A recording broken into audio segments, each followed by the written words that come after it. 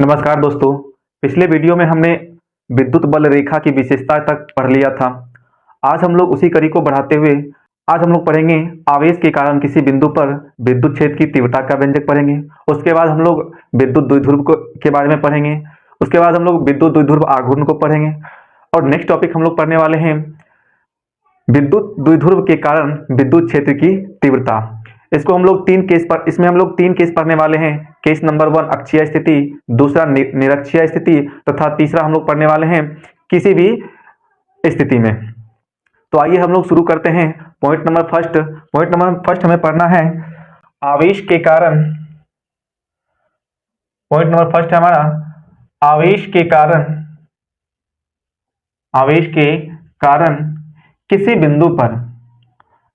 कारण किसी बिंदु पर विद्युत क्षेत्र की तीव्रता का व्यंजक। विद्युत क्षेत्र की तीव्रता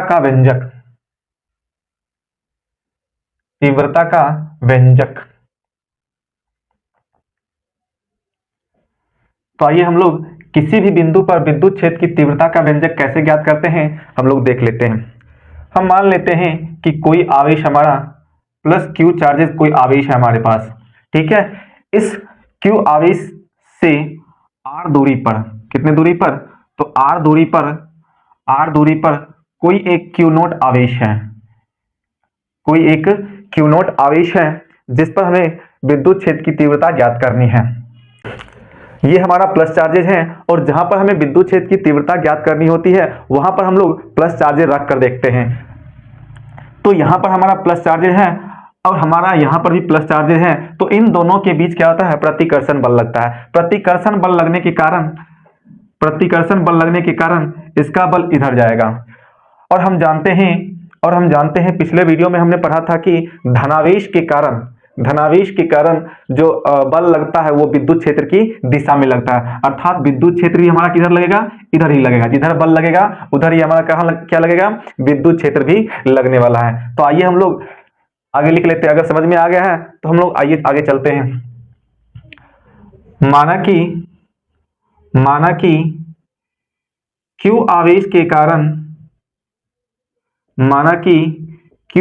के कारण आर दूरी पर स्थित बिंदु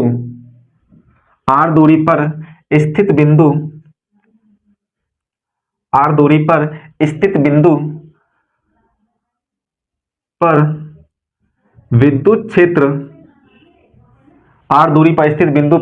विद्युत क्षेत्र की तीव्रता ई है। विद्युत क्षेत्र की तीव्रता कैपिटल ई है। विद्युत क्षेत्र की तीव्रता क्या है, कैपिटल ई है। अतः इस पर लगने वाला विद्युत बल कितना होगा तो हम लोग उसको निकाल लेते हैं। अतः क्यू नोट पर विद्युत बल, तो क्यू नोट पर विद्युत बल कितना लगेगा, तो कूलाम के नियम से हम जानते हैं इसका फॉर्मूला होता है K q one q two by r square. तो यहां हो जाएगा K q naught by r square. क्या हो जाएगा, आर स्क्वायर हो जाएगा। इसके बाद हम लोग विद्युत क्षेत्र भी ज्ञात कर लेते हैं। तो विद्युत क्षेत्र की परिभाषा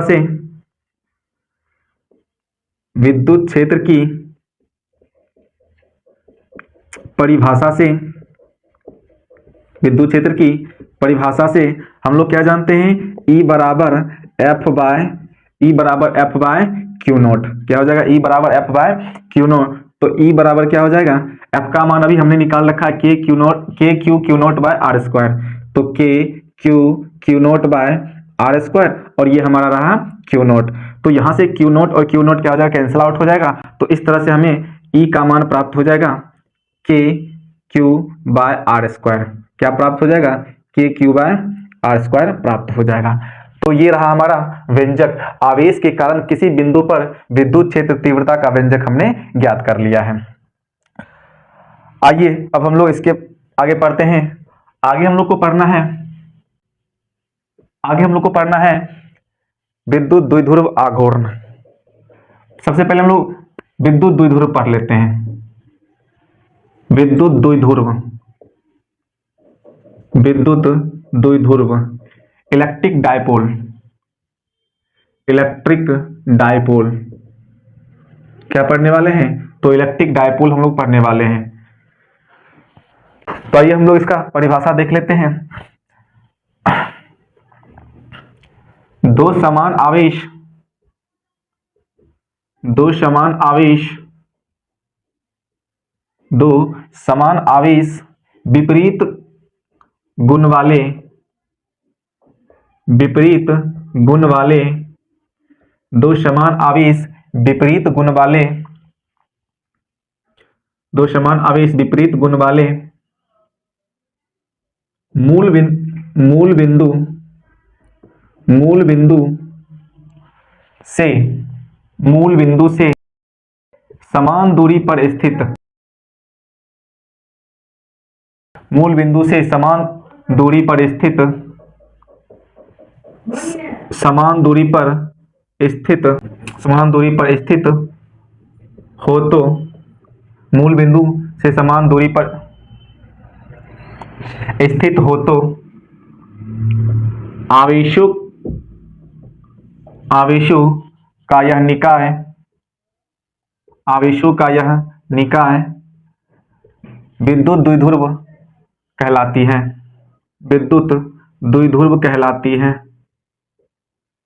विद्युत द्विध्रुव कहलाती है।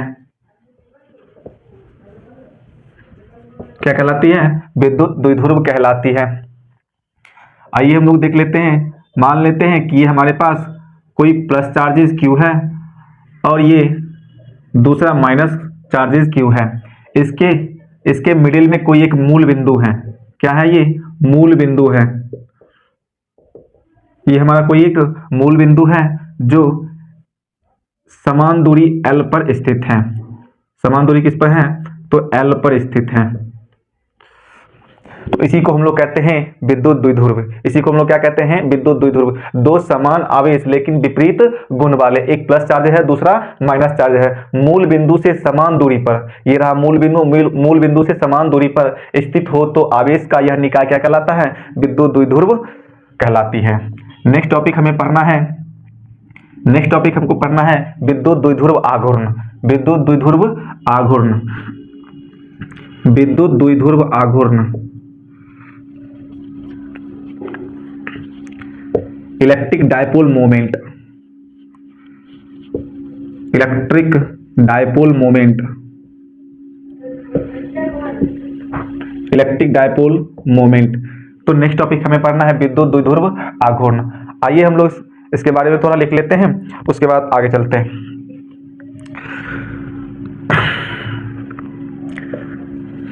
विद्युत द्विध्रुव के, विद्युत द्विध्रुव के, विद्युत द्विध्रुव के किसी एक आवेश का परिमाण, किसी एक आवेश का परिमाण, किसी एक आवेश का परिमाण और दोनों आवेशों के बीच की दूरी, और दोनों आवेशों के बीच की दूरी, दोनों आवेशों के बीच की दूरी, बीच की दूरी के गुणनफल को, के गुणनफल को, के गुणनफल को, के गुणनफल को विद्युत द्विध्रुव आघूर्ण कहते हैं, को विद्युत द्विध्रुव आघूर्ण कहते हैं, विद्युत द्विध्रुव आघूर्ण कहते हैं, विद्युत द्विध्रुव आघूर्ण कहते हैं। इसे P द्वारा सूचित किया जाता है, इसे P द्वारा सूचित किया जाता है, इसे P द्वारा सूचित किया जाता है। आइए हम लोग फिगर के माध्यम से देख लेते हैं। तो ये हमारा कोई आवेश है प्लस Q चार्जेस, ये हमारा कोई माइनस Q चार्जेस है जो मूल बिंदु O से समान दूरी पर स्थित हैं।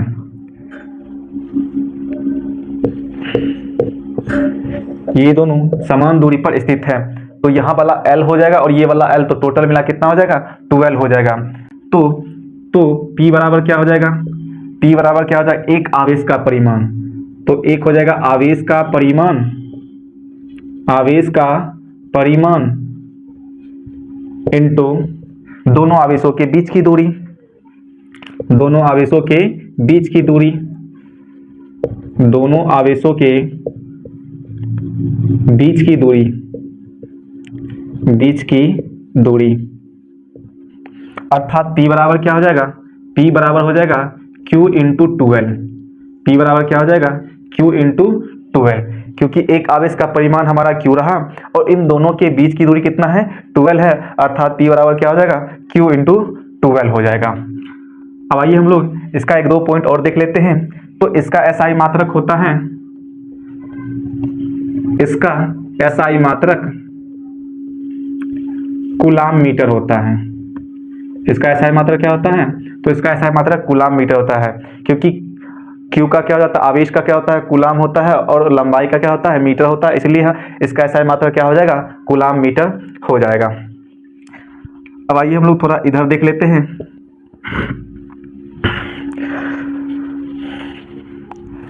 नेक्स्ट बिंदु हम लोग देखेंगे कि यह एक सदिश राशि है।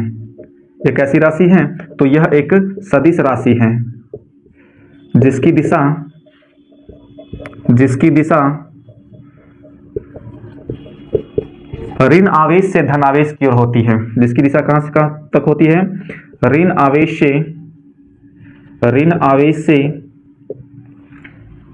धन आवेश की ओर होती है, धन आवेश की ओर होती है, ऋण आवेश से धन आवेश की ओर होती है। नेक्स्ट पॉइंट देख लेते हैं, इसका बीमीय सूत्र। तो इसका बीमीय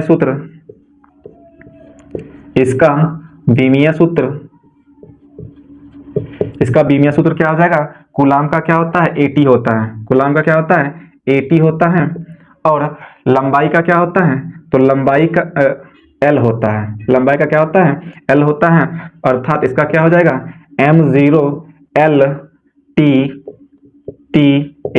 ये हो जाएगा इसका बीमीय सूत्र। इसका बीमीय सूत्र M0LTA होता है, TA होता है।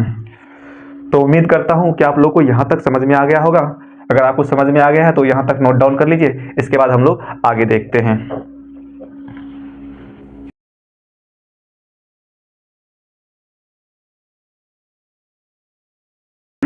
अब आइए हम लोग आगे की ओर बढ़ते हैं। नेक्स्ट टॉपिक हमें पढ़ना है विद्युत द्विध्रुव आघूर्ण के कारण विद्युत क्षेत्र की तीव्रता। तो इसमें हम लोग 3 केसेस पढ़ने वाले हैं। एक है अक्षीय स्थिति, दूसरा होता है निरक्षीय स्थिति, और तीसरा किसी भी स्थिति पर। तो आज हम लोग केस नंबर फर्स्ट ही पढ़ने वाले हैं, अक्षीय स्थिति पर। इसी का दूसरा नाम होता है अनुदैर्ध्य स्थिति। ठीक है, तो आइए हम लोग शुरुआत करते हैं। पहला केसेस पढ़ना है, पहले हम लोग हेडिंग डाल लेते हैं, विद्युत द्विध्रुव के कारण, विद्युत द्विध्रुव के कारण, विद्युत द्विध्रुव के कारण, विद्युत द्विध्रुव के कारण विद्युत क्षेत्र की तीव्रता, विद्युत क्षेत्र की तीव्रता।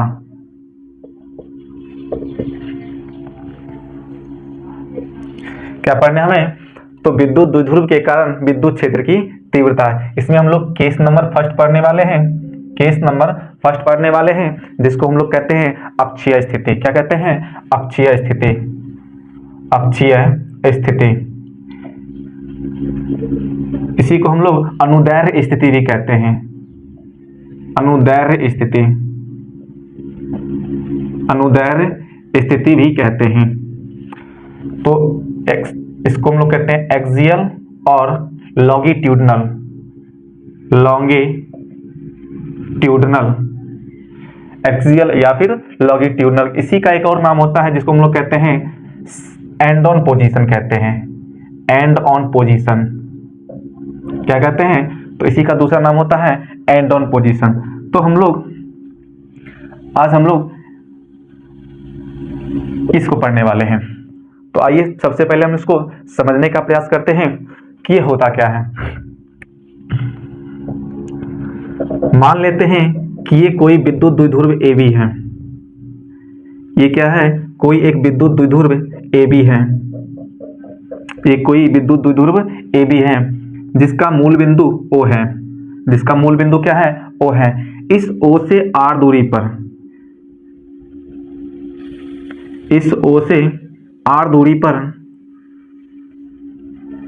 इस O से R दूरी पर एक बिंदु P है। एक बिंदु क्या है? P है, जो अक्षीय स्थिति में है। कैसा है? अक्षीय स्थिति में है। और इसके बीच की दूरी कितना है? इसके बीच की दूरी L है। O और B के बीच की दूरी L है। A और O के बीच की दूरी क्या है? तो इसके बीच की दूरी भी L है। और O से P की दूरी क्या है? R है। तो BP की दूरी क्या हो जाएगी? BP की दूरी हो जाएगी R माइनस L। BP की दूरी क्या हो जाएगी? ये पूरा हमारा R है, उसमें से अगर हम L को घटा देंगे तो यहाँ इतनी सी दूरी जो BP है वो क्या हो जाएगा? हमारा R माइनस L हो जाएगा। क्या हो जाएगा? R minus L। और AP की दूरी क्या हो जाएगी? तो AP की दूरी हो जाएगी R प्लस L। क्या हो जाएगी? R प्लस L हो जाएगी। उम्मीद करता हूं आप लोग को ये बातें समझ में आ गई होगी। आगे हम लोग देख लेते हैं बिंदु ए पर हमारा माइनस Q आवेश चार्जेज है और बिंदु B पर हमारा प्लस Q आवेश चार्जेज है। कौन से हैं? तो प्लस Q आवेश हैं। बिंदु B पर क्या है? प्लस Q और बिंदु A पर क्या है? Minus Q। तो इस प्लस Q के कारण, चूंकि हमको जिस बिंदु पर विद्युत क्षेत्र की तीव्रता ज्ञात करनी होती है उस पर हम लोग प्लस चार्जेस रख के देखते हैं। तो इस प्लस के कारण और इस प्लस और ये प्लस, ये एक दूसरे क्या करेगा? प्रतिकर्षित करेगा। तो प्रतिकर्षित करेगा तो फोर्स कहाँ लगाएगा? इधर की ओर। फोर्स अगर इधर की ओर लगाएगा तो विद्युत क्षेत्र भी हमारा किधर लगेगा? इधर ही लगेगा। विद्युत क्षेत्र किधर लगेगा? इधर लगेगा। और दूसरी, ये माइनस चार्जेस और ये प्लस चार्जेस तो एक दूसरे को अट्रैक्ट करेगा। तो विद्युत क्षेत्र किधर लगेगा? इधर लगेगा। किधर लगेगा? तो इधर लगेगा, क्योंकि ये दोनों एक दूसरे को क्या करेंगे? अट्रैक्ट करेंगे। और अट्रैक्ट करने की वजह से क्या होगा कि अट्रैक्ट करने की वजह से फोर्स हमारा इधर होगा, और फोर्स जब इधर होगा तो हमारा विद्युत क्षेत्र भी इधर ही होने वाला है। ठीक है, तो ये हमारा विद्युत क्षेत्र E2 और ये हमारा इस प्लस चार्जेस के कारण लगने वाला विद्युत क्षेत्र E1 हो जाएगा। अब आइए हम लोग आगे की ओर चलते हैं। माना कि एक विद्युत द्विध्रुव, माना कि एक विद्युत द्विध्रुव माना कि एक विद्युत द्विध्रुव AB है, विद्युत द्विध्रुव AB है जिसका द्विध्रुव आघूर्ण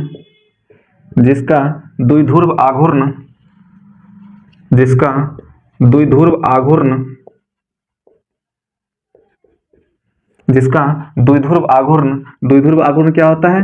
P बराबर Q इंटू 12। अभी हमने जस्ट देखा था विद्युत द्विध्रुव आघूर्ण का मान क्या निकलता है? P बराबर Q इंटू 12 है। P बराबर Q इंटू 12 है।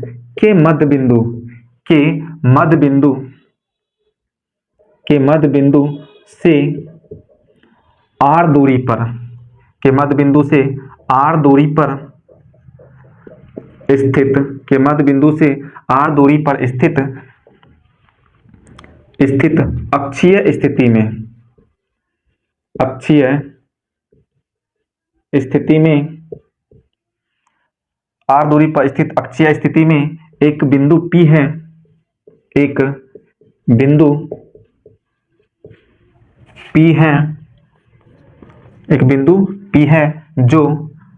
जो वायु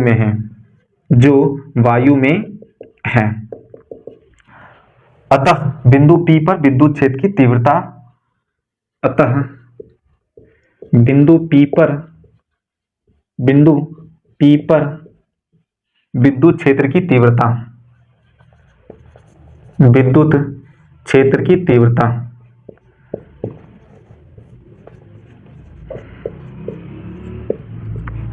तो यहाँ से हम लोग क्या करेंगे, बिंदु P पर विद्युत क्षेत्र की तीव्रता ज्ञात करने वाले हैं। तो विद्युत क्षेत्र की तीव्रता हम लोग ज्ञात करेंगे तो दो स्थिति में ज्ञात करेंगे, एक प्लस क्यू आवेश के कारण लगने वाला विद्युत क्षेत्र की तीव्रता, और दूसरा हम लोग पढ़ने वाले हैं माइनस क्यू आवेश के कारण विद्युत क्षेत्र की तीव्रता। तो आइए देख लेते हैं, प्लस क्यू आवेश के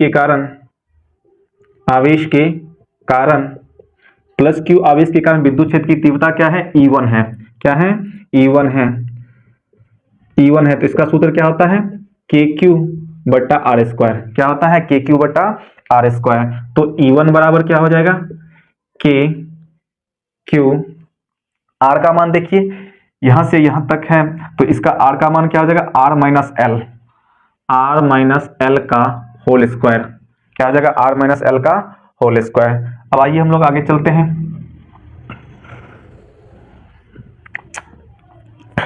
तो ये क्या हो जाएगा, E1 बराबर KQ बटा R माइनस L का होल स्क्वायर। इसकी दिशा देख लेते हैं, तो इसकी दिशा क्या है, B से P की ओर है। इसकी दिशा B से P की ओर है, BP की दिशा में। कौन सी दिशा में, तो ये है BP की दिशा में। अब आइए हम लोग आगे की ओर चलते हैं, इसका मान क्या हो जाएगा, नेक्स्ट हम लोग देख लेते हैं माइनस क्यू आवेश के कारण,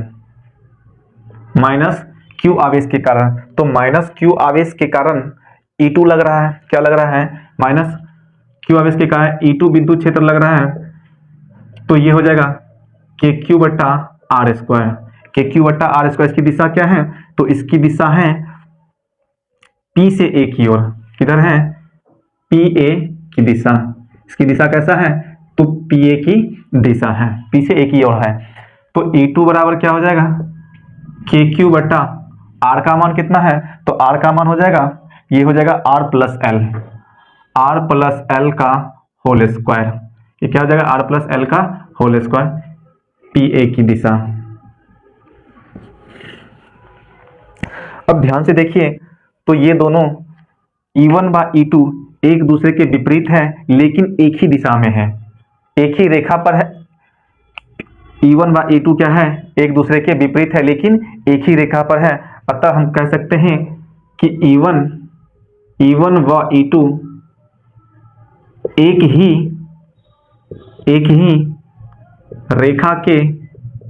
ही रेखा के अनुदिश स्थित हैं। एक ही रेखा के अनुदिश परस्पर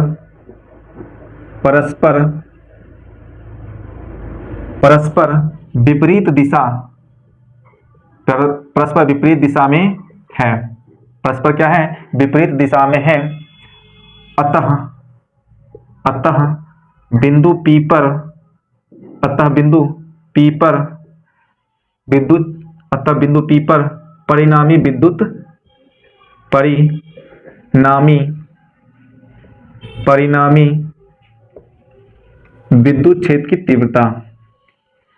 परिणामी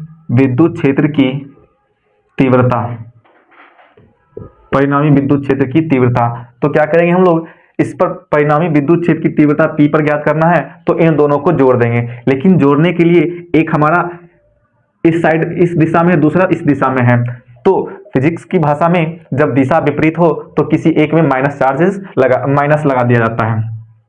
तो टोटल क्या हो जाएगा, E बराबर E1 प्लस E2। लेकिन चूंकि क्या है, ये E2 विपरीत दिशा में है इसलिए हम लगा लेंगे माइनस का E2, अर्थात E बराबर क्या हो जाएगा, E बराबर हो जाएगा E1 माइनस का E2। क्या हो जाएगा, E1 माइनस का E2 हो जाएगा। अब आइए हम लोग इसका मान रख लेते हैं। तो E1 का मान क्या है, तो KQ बट्टा R माइनस L का होल स्क्वायर।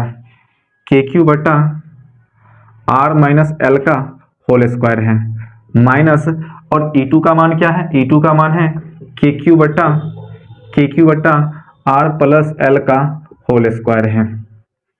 अब ध्यान से देखिए, तो यहाँ से KQ हमारा कॉमन आ जाएगा, तो KQ को हम लोग कॉमन कर लेते हैं तो बच जाएगा अंदर में 1 बट्टा R माइनस L का whole square minus 1 by R plus L का होल स्क्वायर।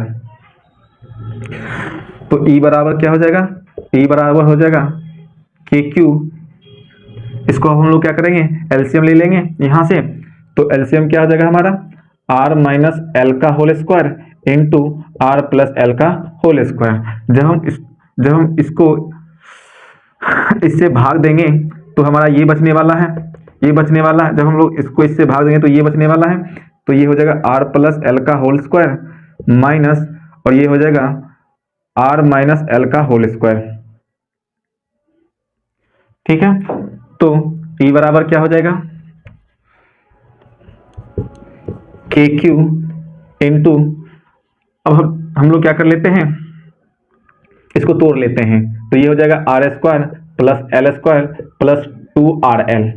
ये हो जाएगा माइनस में आर स्क्वायर प्लस का एल स्क्वायर माइनस 2RL बट्टा क्या हो जाएगा, तो ये हो जाएगा r square minus l square का होल स्क्वायर हो जाएगा। क्या हो जाएगा, r square minus l square का होल स्क्वायर, क्योंकि a plus b into a minus b के फॉर्म में है। तो a plus b into a minus B का फॉर्मूला होता है ए स्क्वायर माइनस का बी स्क्वायर।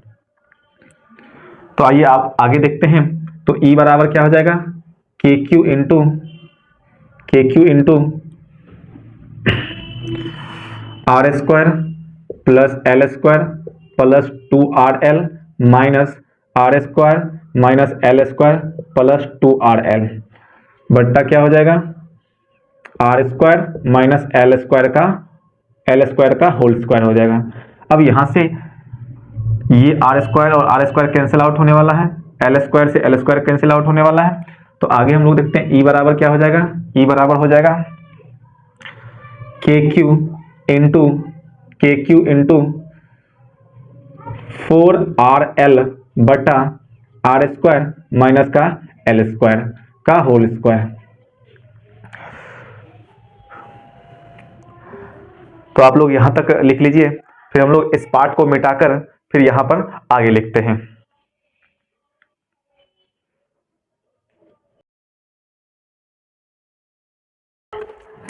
अब आइए हम लोग आगे देखते हैं। तो आगे हमारा क्या निकला है, आगे है ई बराबर निकल गया हमको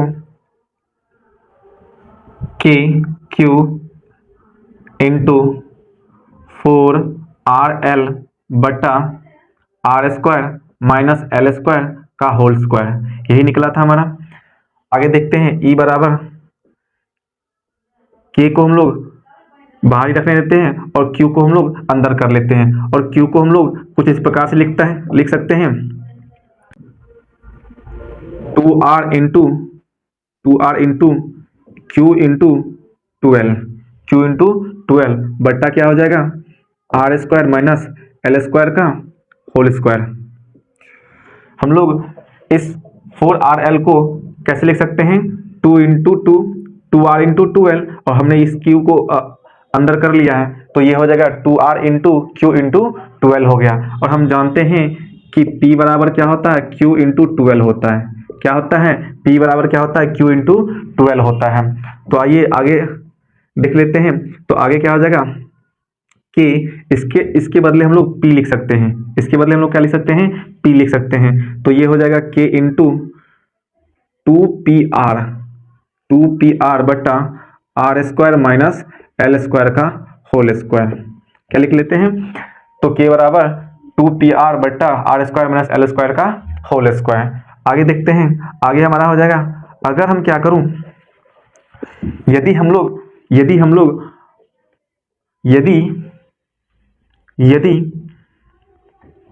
L is less than R हो, यदि क्या हो, यदि L बहुत बहुत छोटा हो R से, L क्या हो, बहुत बहुत छोटा हो R से, तो L लगभग क्या हो जाएगा, L लगभग क्या हो जाएगा, 0 के बराबर हो जाएगा। तो 0 के बराबर हो जाएगा, तो आगे देखिए E बराबर क्या हो जाएगा, के 2PR बट्टा आर स्क्वायर माइनस 0 का ये क्या हो जाएगा, होल स्क्वायर हो जाएगा। क्या हो जाएगा, होल स्क्वायर हो जाएगा। तो फिर E बराबर क्या हो जाएगा, E बराबर हो जाएगा के इंटू 2pr बट्टा ये हो जाएगा r के पावर 4, क्या हो जाएगा r के पावर 4 हो जाएगा, और यहाँ से r से एक r खत्म हो जाएगा तो ये हो जाएगा r3, अर्थात E बराबर क्या हो जाएगा, तो E बराबर हो जाएगा हमारा, E बराबर हो जाएगा 2kp बट्टा r3, क्या हो जाएगा 2kp बट्टा r3,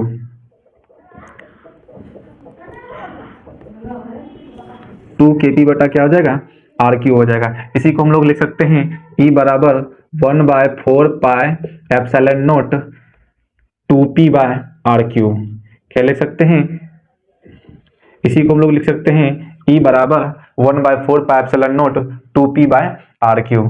तो ये हमारा निकल गया विद्युत द्विध्रुव के कारण विद्युत क्षेत्र की तीव्रता, जो कि अक्षीय स्थिति में निकला है। अक्षीय स्थिति में क्या निकल गया, E बराबर 2kp बाय r3 निकल गया है। तो दोस्तों आज के वीडियो में बस हम लोग इतना ही तक रखेंगे। नेक्स्ट वीडियो में इसके बचे हुए केसेस को पढ़ने वाले हैं। तब तक के लिए टेक केयर, बाय बाय।